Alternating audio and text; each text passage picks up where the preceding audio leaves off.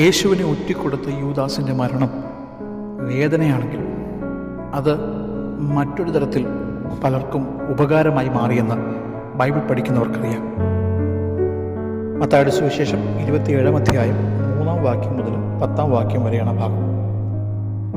ഗെത്സമന തോട്ടത്തിൽ വെച്ച് യേശുവിനെ കാണിച്ചു കൊടുത്തതിൽ തനിക്ക് ലഭിച്ച ആ 30 വെള്ളിക്കാശ് മുറുകെ പിടിച്ച യൂദാസ് എന്തോ നേടിയെടുത്തതിൻ്റെ ആഹ്ലാദമുള്ളിലുണ്ടെങ്കിലും പിന്നീട് താൻ മനസ്സിലായി താൻ പാപം ചെയ്തു, താൻ പരാജയപ്പെട്ടു, ലോകത്തിലെ ഏറ്റവും നിർഭാഗ്യവാൻ താനാണെന്ന് താൻ തിരിച്ചറിഞ്ഞു.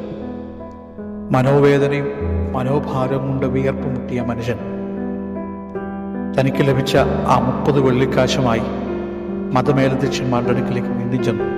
യേശുവിനെ മടക്കി കിട്ടുവാൻ കരഞ്ഞു, കാലുപിടിച്ചു. ലഭിച്ചില്ല. തൻ്റെ ഹൃദയവേദന താങ്ങാൻ കഴിയാതെ വന്നപ്പോൾ ഉള്ളിലെ അമർഷവും വേദനയും ദുഃഖവും എല്ലാം കൊണ്ട് തനിക്ക് ലഭിച്ച ആ 30 വെള്ളിക്കാശ് ദേവാലയത്തിലേക്ക് വലിച്ചെറിഞ്ഞു. തിരിഞ്ഞു നോക്കാതെ ഓടി. കയ്യിൽ കിട്ടിയ കയറുമായി എവിടെയോ ചെന്ന് തൂങ്ങി ഞാൻ മരിച്ചു.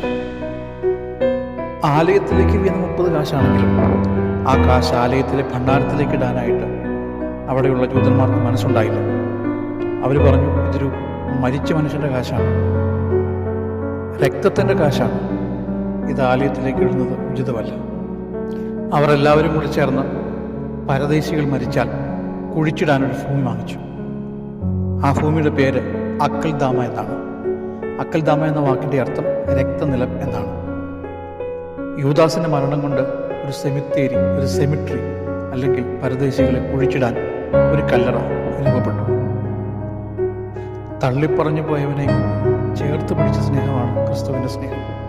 യൂദാസും മടങ്ങി വന്നിരുന്നെങ്കിൽ ക്രിസ്തു അവനെയും ചേർത്ത് പിടിച്ചാനെ, ആരൊക്കെ തള്ളിപ്പറഞ്ഞാലും.